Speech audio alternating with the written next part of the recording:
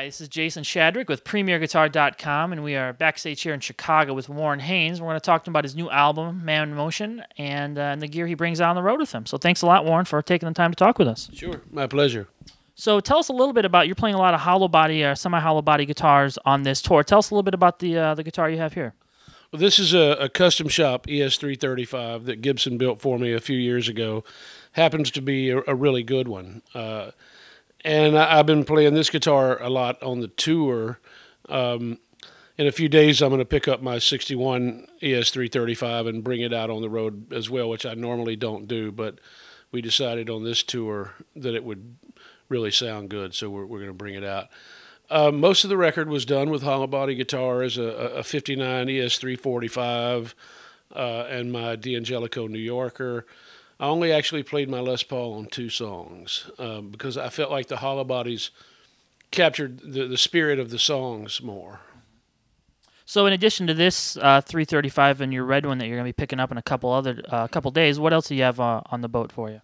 I have the D'Angelico here. I have a couple of Les Pauls here. I have a Firebird, a Carina Firebird with mini humbuckers that they built for me for the Grateful Dead tour, that I'm going to try on this tour too and see how it works out. But so far, I've been kind of sticking with this guitar a lot. And as far as amps go, are you using smaller amps, not the 100-watt heads that usually you use on a Gov't Mule or Allman Brothers gig? Yeah, that's correct. I'm using a 50-watt PRS Dallas through a 212 cabinet, and I'm also using my Diaz through a 212 PRS cabinet. Right now, those are the 2 main heads that I'm bouncing back and forth between.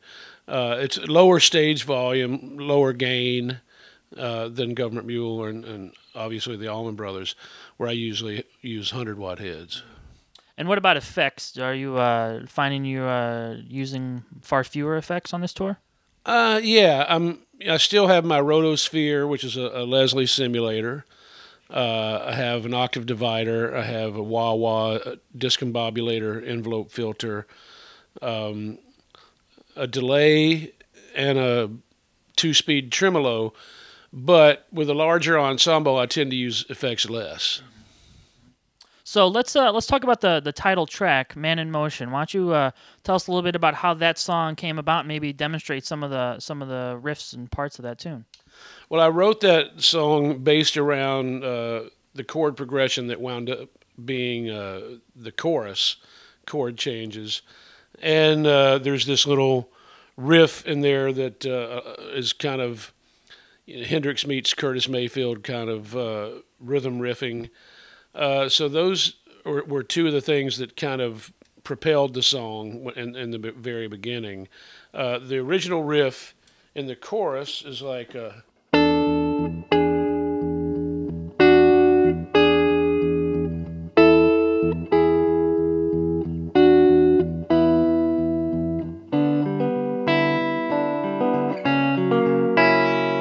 And then that other riff comes in that goes...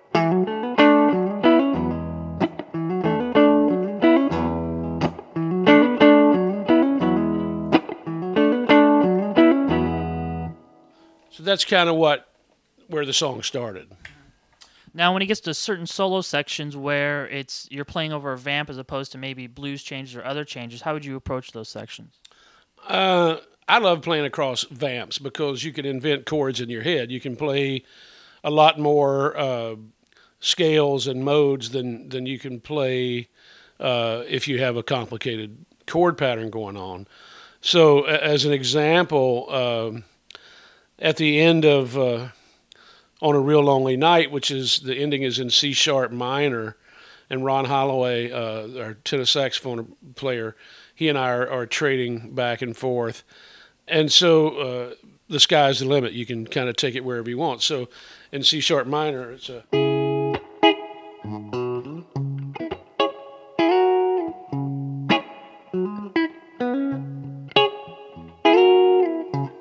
And let's say, from a guitar standpoint, 1, 2, 3, 4.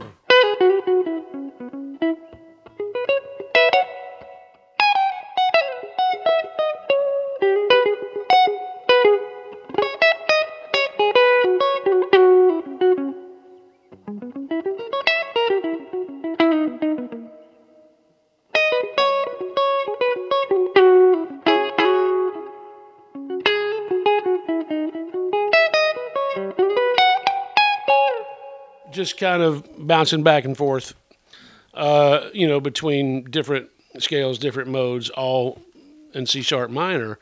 And Holloway starts playing some diminished stuff, so I answer him with some diminished stuff and stuff like that.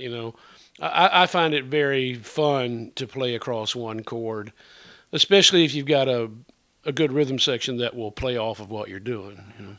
It's really hard in this kind of setting to demonstrate that, but And also, there's a lot of some cool rhythm work on A Friend to You on the new album. Could you demonstrate some of that?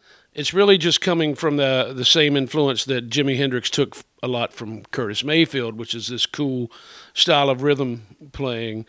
And A Friend to You has a kind of a signature chord riff that takes from that. It kind of goes like this.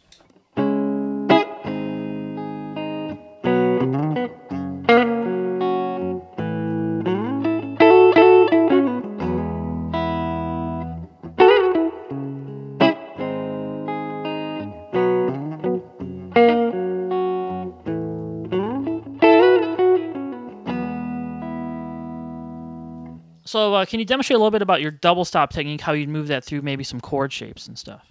Yeah, I tend to play a lot of stuff that is centered around the chord shapes. Like in A Friend to You, again, there's a lot of, that Curtis Mayfield meets Jimi Hendrix school of...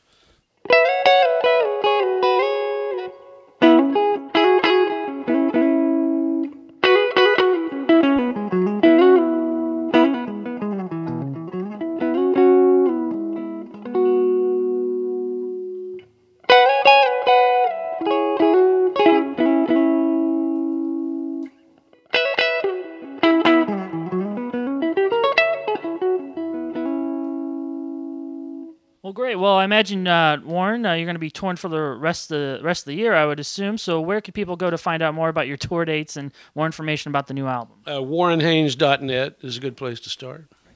All right, Warren. Well, thanks a lot for taking the time to talk to us. Thanks, guys. This is Jason Shadrick with PremierGuitar.com.